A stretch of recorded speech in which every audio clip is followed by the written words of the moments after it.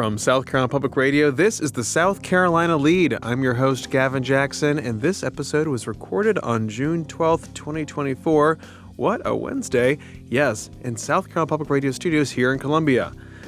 That's right, on this episode of The Lead, we look at the 2024 June primaries that occurred on Tuesday. That's why it's Wednesday.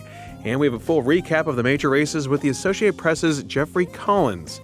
We have further insight and analysis from our election night show with Winthrop University political science professor Dr. Scott Huffman, as well as the state party chairs, Republican Party Chairman Drew McKissick and Democratic Party Chairwoman Crystal Spain. So stay tuned, and a little bit of programming notes, I should say. This is our only podcast this week because your boy's tired. And there's also no wind down. I know you probably need the wind down today. I'm sorry I cannot give it to you. We have so much information. And also, your boy is tired.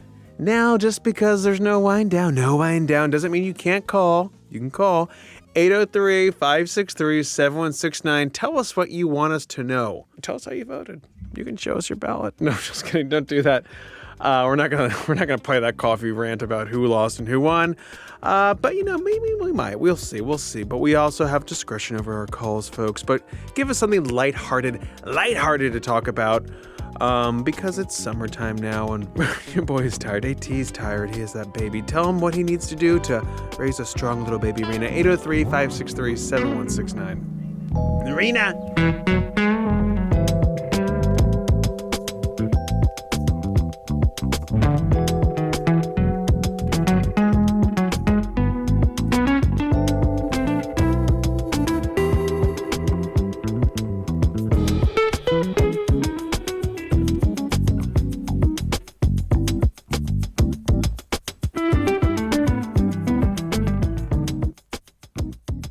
All right, folks, we're doing a little double dip here with This Week in South Carolina's upcoming episode. And this episode... Why? That's because I am but one man. No way. And your boy's tired. I am but mortal.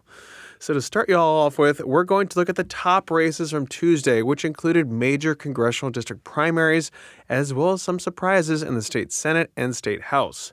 To do that, we're talking with the Associated Press's Jeffrey Collins, who is a master of all things State House and gives us some great context about all the major races he was covering Tuesday night. Jeffrey Collins of the Associated Press. Jeffrey, welcome back to This Week in South Carolina. Thank you. Have I gotten enough punches on my card to get the free tote bag? Not yet, Jeffrey, but if you become a member, we can hook you up with some swag easily. But Excellent. Jeffrey, we're taping this episode on Wednesday, the day after the primary elections, in which we saw several key congressional races happen. Of course, there are no statewide races, so that really didn't help drive turnout much. We saw turnout at about 13.5%. Primaries are never really big vote getters, but still pretty lackluster right there. But let's talk about congressional races, since they were the biggest races on the ticket.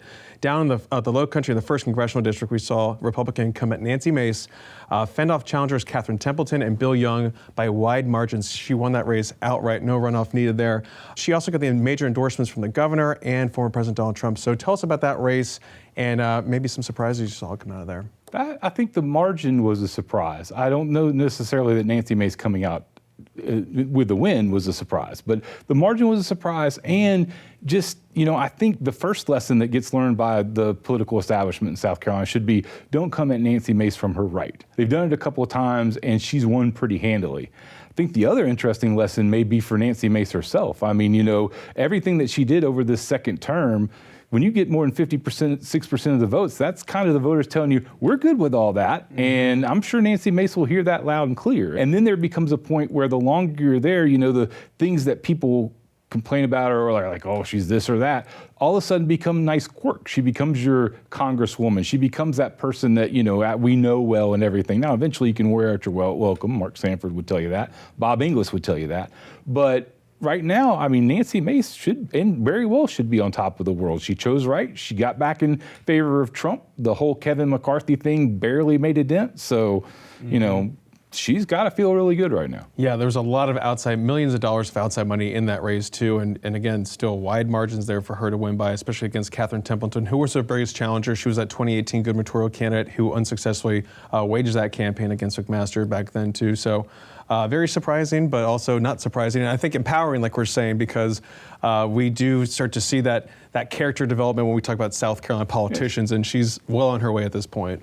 I mean, I think you know who Nancy Mace is to a certain extent. I mean, she may do something surprising tomorrow. I think that's just kind of part of her independent streak that's in her. But I mean, ultimately, she is establishing herself as a force in South Carolina politics, no doubt. Mm-hmm. Yeah, one of those 8 Republicans that voted to oust McCarthy, like you're talking about, but then also a lot of turmoil in that office, too. So we'll see how things go going forward. Of course, she'll go on to face Democrat Michael Moore, who narrowly defeated Mac Deffer to be the Democrat nominee.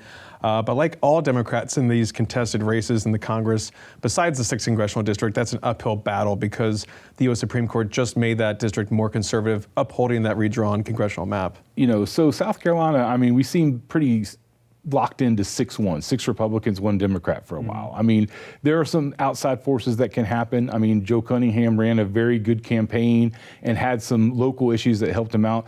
But I mean, that's a very much an uphill climb. And it's just redistricting across South Carolina has been like that. The theme of the 2020 redistricting was to make the conservative districts more conservative and more of them. It also makes the Democratic districts more liberal, but there's very few of those ultimately in comparison. So the redistricting and we will end up in a situation here where, and I think Scott Huffman, the Winthrop professor, mentioned it yesterday, where we have primaries are where the action is and where the decisions are made and where we choose our candidates as voters.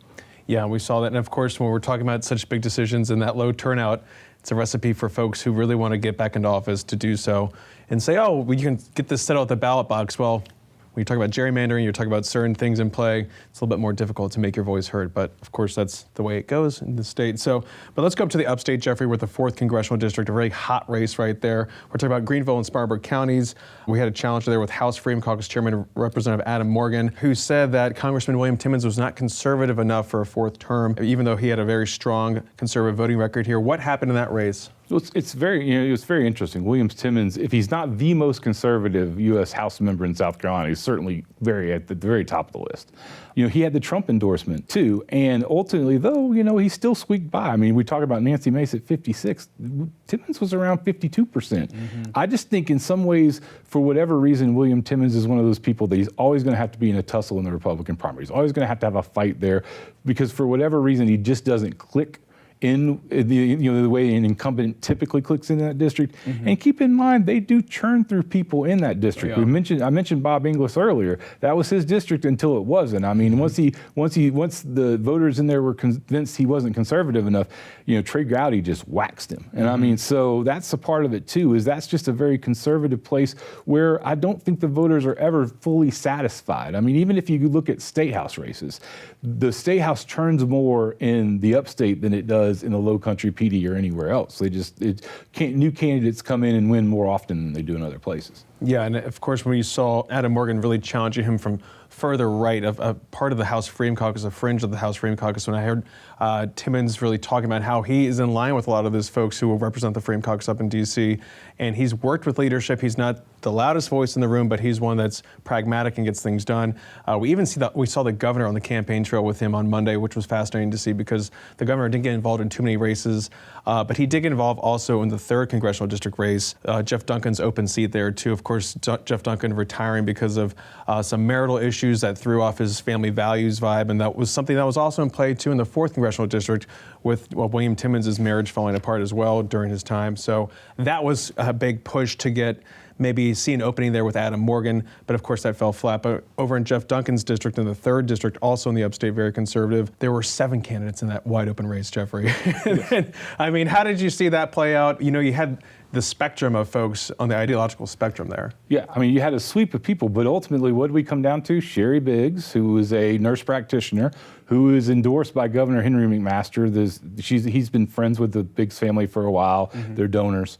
And on the other side, you got Mark Burns, the pastor who has been in Donald Trump's corner before he became the Republican presidential nominee in 2016. So, you know, in the end, when it sorted out, it ended up being probably the 2 biggest factions in the Republican Party, and factions that in the Venn diagram overlap quite a bit. I mean, you know, both Henry McMaster and Donald Trump will tell you they're good friends. Yeah. So that's going to be the question is, can that more establishment kind of Republican that McMaster represents, is that going to win the day in the 3rd? Or are people wanting like that kind of firebrand that's going to go up there and make waves and pound the fist and fully full-throatedly support Trump. I mean, everybody, all Republicans, mostly support Trump, but he has this little extra benefit to it. So is that going to be what wins the day? The third's going to be a very interesting, probably the most interesting of the only congressional runoff we have. There we go, yes. And of course, we're going to see that on June 25th. So any idea maybe how that might consolidate when we look at those 7 candidates now going down to 2 when we're talking about Sherry Biggs and Mark Burns? Mark Burns, who also ran against William Timmons at one time as a primary challenge, and now, I guess, getting into this runoff for the 3rd congressional district. Third time was the charm for Mark Burns. He lost twice in the 4th district, before running in the 3rd this time around. It's a good question. I mean, you could probably make an argument that the Stuart Jones supporter would be someone that who finished 3rd, would be someone that might move more into the Burns corner, but maybe not. And Kevin Bishop, the former communications director for Lindsey Graham, his people you might think would be more establishment, but maybe not. And there's probably going to be a lot of money put into play. Both candidates have been willing to loan their campaigns a lot of money, and you imagine that's going to continue in the runoff. And with such a sprawling, spread out district, I mean, it's hard to see. You can door knock and everything, but that district it's probably 100 miles from one side to the other. That's a lot of territory to have to cover in 2 weeks. So I suspect you'll see a ton of cash and a ton of TV. Yeah, turnouts could be key there, especially in these runoffs. But of course, even fewer people vote in runoffs too. So a lot of work ahead for the 3rd congressional district for the Republicans, at least. But let's go to the State House really quick, Jeffrey, with the South Carolina Senate. It's set to be younger, more male, and more conservative come next session, due in part to the ousting of 2 of the several so-called sister senators, and then a 3rd is now in a runoff too. I'm talking about Kershaw Republican Senator Penry Gustafson, who lost to Alan Blackman, Johns Island Republican Senator Cindy Sin, which, if a recount confirms, will have lost to Representative Matt Lieber by 31 votes, and Lexington Republican Senator Katrina Schilly, who's facing a June 25th runoff against Carlisle Kennedy. So tell me about the Senate, what we saw in play with those Republican women, and how that's shaking out. You can't ignore abortion. I mean, that's what brought the sister senators together, was to coalesce to fight a near total abortion ban in South Carolina. And even though there were a couple of Republicans, male senators who joined in that effort, you don't hear much about them, but the sister senators, they got the John F. Kennedy Profile and Courage Award. They didn't hesitate to appear with each other and to talk about what they did. And that kind of attention, I think, is at least a pretty significant role, obviously, in that. That's the link that kind of bonds the 3 of them to a certain extent. I mean, there are some other factors, too. I mean, Penry Gustafson, her district got redistricted, and it's like the main component of her support got pulled out of her district, and she never was able to kind of regain her footing on that. Sandy Sin has had an up and down kind of relationship with her own party. And it's funny, again, to go back to redistricting, Sandy Sin had a race where she won by just a couple of percentage points in 2020 against a Democrat. So when they redrew her district, they made it more conservative, Sin more usual Republican voters, but that opened her up from attack from the right. And Katrina Schilly, 60% of the voters in her district did not vote for her. She got 40% of the vote. Second place, Carlisle Kennedy, was about 34. So she's got her work cut out for her. I mean, can you win from that position in a runoff? Certainly you can. Does it make it really hard because suddenly there's all these forces against you? She's going to need to work at it. Yeah, and you were talking about that District 41 race with Sandy Sin and Matt Lieber, and Senator Sin spent $246,000, so she had raised that much, whereas Lieber raised $102,000. So again, really just showing how much that abortion vote really played out there too, when we're talking about that near total abortion ban. But so does that mean, Jeffrey, looking forward to the next session, senators are up every 4 years, that we're going to possibly see a more conservative abortion bill go through the State House when we talk about a near total abortion ban that they helped prevent before?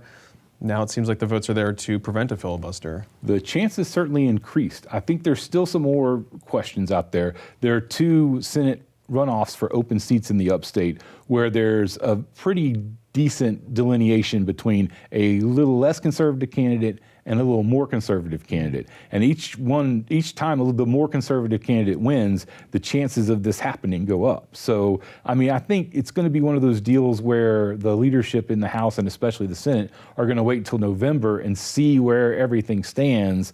But yeah, I mean, I certainly wouldn't be surprised if abortion becomes an issue next year, especially with the trends the way that they're going right now. Yeah, we have a couple of minutes left, Jeffrey. I want to wrap up with the Senate. Over on the Democratic side, we saw State Representative Russell Ott's gamble to upset Senator Dick Harpootlian here in the Midlands District 26, which was also redrawn down even to Calhoun County, which really helped favor Russell Ott there. A bit of a gamble, like we're saying, but it paid off for him. Walk us through that race, because it was kind of a surprise to see. You know, it tells you that old school local politics works. I mean, if you look at the numbers, Calhoun County turned out amazingly strong for Russell Ott, and it made up the difference because, you know, Dick Harpootlian did win by a smaller margin, Lexington County and Richland County, but, you know, Ott has been in Calhoun County all his life, along with his dad. They're very well known, and they turned out in droves. And, you know, most of Harpootlian's campaigning was trying to point out that Ott may not be a strong voice to protect abortion, but, you know, that kind of TV and mass media campaign just didn't take root. It was that local go knock on 4,000 doors kind of thing that worked out for Russell Ott. And you know, give him credit. I mean, you know, he had a very safe House seat, but he decided to walk off the cliff and he ended up flying. So that's an impressive feat. Every House member's dream, right? Well, they would disagree with me, but yeah, I think you're probably right. Speaking of the House, maybe other than Merle Smith, he had a chance to run, but no, you know, he passed on that open. But it'll be interesting to see, because Russell did support some of those abortion motions over in the House. So I'm sure once push comes to shove, and we're talking about a near total abortion ban being inches away, he'll side with the Democrats and really probably object to that at that point. Hard to say, but we'll see. It's a difference when you have a little bit of cushion and where the margins are very slim in the Senate. I mean, right now they're one seat away from a 2/3 majority, which they wouldn't have to worry about filibusters. So, yeah, being a senator, you don't have as many places to hide behind a vote as you do when you're one of more than 100 people in the House. Speaking of the House, Jeffrey, a big upset over in the House was a win for the House Freedom Caucus, that far-right group of Republicans in the chamber, and that was Labor Commerce Industry Committee Chairman Bill Sandifer, who was ousted by Freedom Caucus-endorsed candidate Adam Duncan, who's a wrestling coach from Seneca who's never held office before. So big move there, talking about those outsiders in the upstate really kind of driving a lot of these folks. And that throws the LCI committee in flux, too, because not only was he the chairman of that committee, which really oversees a lot of utility regulation bills, some big ones going through right now too, but the vice chair on that committee, Belton Republican Representative Jay West, who's also the House Assistant Majority Leader, also lost. So a lot of things happening in the House. Talk to us about those races and what it means for the House Freedom Caucus. Well, and there's some retirements on the LCI committee too. I mean, the LCI committee, the Republican members in it, they are just mostly gone. So I think you'll see a pretty big overhaul of that. They're probably gonna have to find somebody from another committee to come in and be the chairman or the chairwoman of that committee. But you know, ultimately, the state house races were interesting because the Freedom Caucus held its own, and for them, that's a win at this point. I mean, you know, 2 years ago they ran races kind of under the radar. They won. They got their foothold into the Republican Party and the House politics. This year they could not hide. They had to run out in the open. They had a lot of money and forces behind the establishment Republicans, and they held about the same number of seats. Maybe added one. We'll see how everything shakes out when people decide they're going to say they are a Freedom Caucus member or say they aren't. But, you know, it just goes to show you that while Freedom Caucus members struggled in a wide geographic area, like the 3rd Congressional District or the 4th Congressional District, when you put them in a much smaller thing, the 170 little mini races we have in South Carolina across the General Assembly, they can still be a force, and they can, you know, obviously it goes back to gerrymandering and the way districts are drawn. They're small enough, turnout is small enough that you're going to have the most conservative people show up, you know, for the 10% of the people that show up in the district to vote. And as long as that happens, I think the Freedom Caucus is probably here to stay, at least for a little while. Yeah, definitely got some wind in their sails too, especially when you're talking about how much money that the House Republican Caucus put into these races too. We're talking about millions of dollars. And again, you're talking about how the Freedom Caucus held their own there too. So a little bit of a shot across the bow there for the Republicans in the House. Well, and you know, Governor Henry McMaster actually went out and campaigned for like Jay West and some other people. He had some wins, he had some losses, kind of like everybody did. But I mean, just the fact that they drove McMaster, who's an old school Republican, believes in that 11th commandment that thou shalt not speak ill of a fellow Republican. They got him to rouse up and make these endorsements. Says something. That commandment's been out the window for a while now, right? Yeah. Well, yes. I think Henry McMaster still believes in it, but you have to be. It tends to be more of an old school kind of Reagan remembering Republican that goes that direction.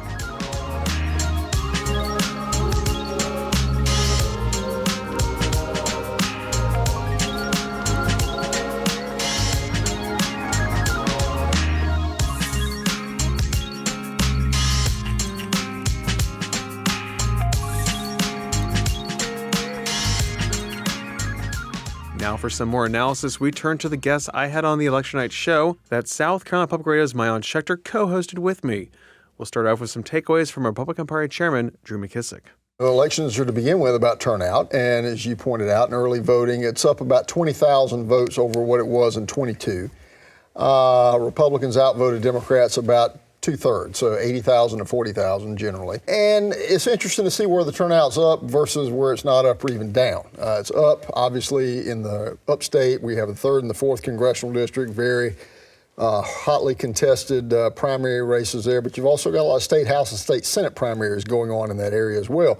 In some of those counties in the 3rd and the 4th, turnout has been up either double or even triple what it was in 2 years ago, versus the other areas of the state and even the low country where it's been down or a little flat, which is interesting because you have that hotly contested primary in the 1st district, and they spent about $9 million, and turnout seems to be flat. So I don't know what that says yet. We'll look at the rest of the numbers tonight.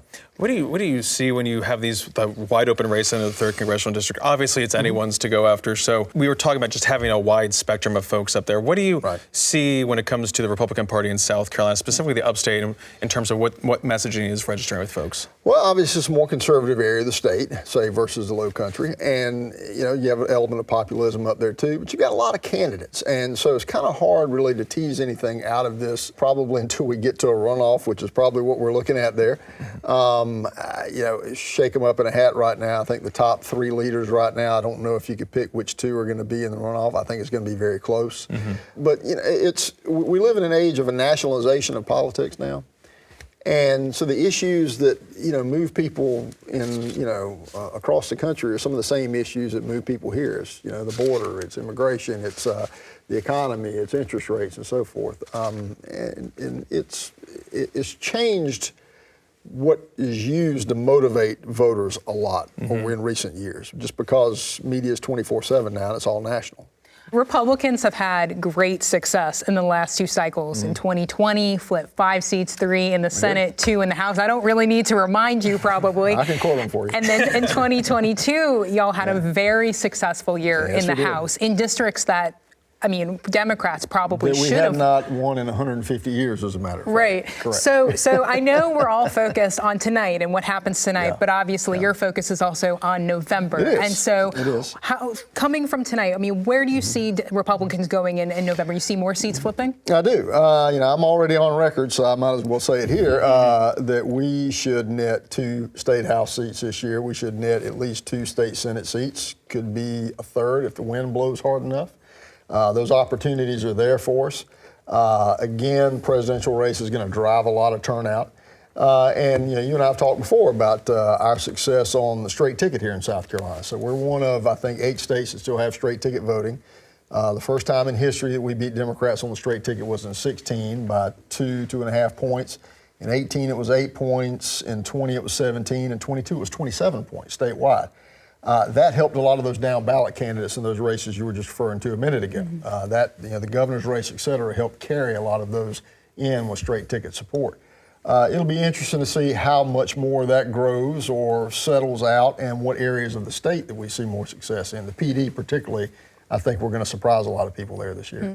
We also had Winthrop University political science professor and author of the Winthrop Poll, Dr. Scott Huffman, who had this insight on some of Drew's takes.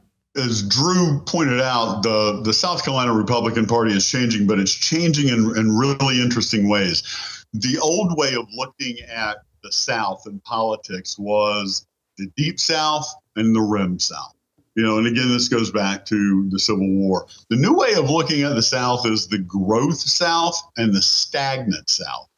And in the growth South, people are moving into urban areas and they're becoming more democratic. And you think of Georgia. South Carolina is a little bit of an exception of that because a lot of the growth is coming in on the coast. It's retirees. They're bringing in some native conservatism. And, Drew McKissick and the Republicans are able to take advantage of that. But it's fundamentally changing the party. And one of the things that I wanted to ask Drew about was, he has so many primaries in his party where you have standard, run-of-the-mill traditional Republicans running against, January 6th, supporting domestic terrorists, supporting 2020 election deniers. And that is changing the inner working of the party.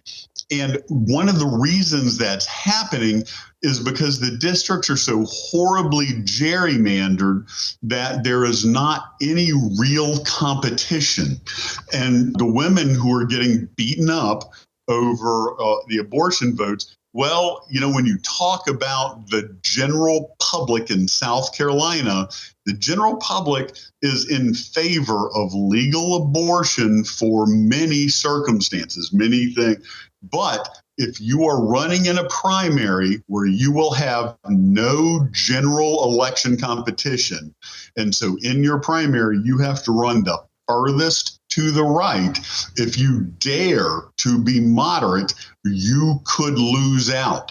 So that is how we're ending up with a legislature where elected officials who actually reflect what the general population of South Carolina believes are getting shoved out of the way. With the 6-week ban, you see a minority of people supporting that. However, that's the real people of South Carolina. The people who vote in the primaries are very different. They are fundamentally much more to the right or much more to the left. So they elect candidates in the primaries that don't reflect the South Carolina general population, including, non-registered to vote folks. And when they go on in a gerrymandered district and have no opposition in the general election, that's how you get laws that are truly not reflective of the general population of South Carolina. And, we're not the only state this happens in. There's only a handful of states that demand that either a nonpartisan or a bipartisan committee redraw electoral district lines. The main way it's done, which is how we do it, and most states do it, the legislature gets to redraw their own districts after a census. And shockingly, those districts turn out to favor their party. And for the Democratic Party perspective, we also spoke to Democratic Party Chairwoman Crystal Spain, who is aware of the challenges folks in her party face in the increasingly Republican state and what she says they have to focus on come November. We've seen, and especially in some other states where abortion has been such a top issue, and obviously you heard Scott Huffman talking about the polling numbers today. Is that something that you expect to see a lot of Democrats talking about ahead of November? I do. In 2022, that's how we flipped the seat with Representative Heather Bauer and Kirkman Finley. She ran on abortion, and I don't think that much has changed. I think that abortion is a mobilizing issue. It mobilized a lot of folks to run for office this cycle. We had around 400 folks file for office because of abortion, because of book bans, because of attacks on LGBT rights. So it's mobilizing. It mobilized people to run. It's mobilized people to run for office, and I do believe that it's going to mobilize voters to go to the polls. Let me slow down. Okay. No, look, with Democrats, we're South Carolina Democrats. We know we have to fight. Nothing's going to be easy, and we're going to fight for every seat. We're going to fight for every district. So nothing you said was incorrect. The district has gotten harder, but as I said earlier, we've got quality candidates running right now. We'll see who comes out of that, but they're going to be prepared to run and run hard. And that's basically all we can do. Reach out and talk to as many voters as possible and get them to the polls in November. Down in Beaufort, where we have, most of all the folks running in the Beaufort County elections are women. And they were mobilized for abortion and book bans. Like they were just really, they're running to help defend democracy. They don't like the state of things. We talked about politics being nationalized. And I think that it has benefited us because it got our candidates off the sidelines and into these races. Yeah, and Crystal, before we let you go, I wanted to ask you what it's going to look like after tonight. There'll be some runoffs possibly, but when it comes down to what the next few months will look like for Democrats, when you just heard SCGOP Chairman Drew McKissick say that they're looking to flip some seats, how are you all going to combat that? Are you going to get some national resources? What's the outlook?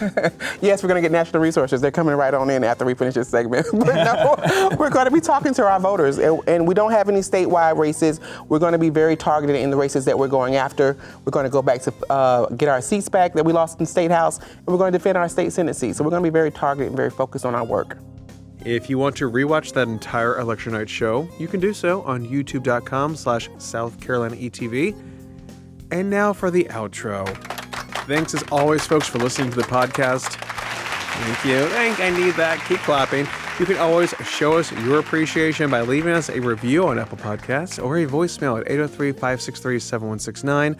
You can stay up to date with latest news on scetv.org and southcarolinapublicradio.org. And don't forget to support your local newspapers. The South Carolina Lede is a production of South Carolina Public Radio. Our producer is A.T. Shire. Amy Crouch is our supervising producer. Sean Birch is our executive producer. This podcast is produced with support from PRX and is made possible in part by a grant from the John S. and James L. Knight Foundation, as well as listener contributions to the ETV Endowment of South Carolina. For the South Carolina Lede, I'm Gavin Jackson. Be well, South Carolina. You boys tired?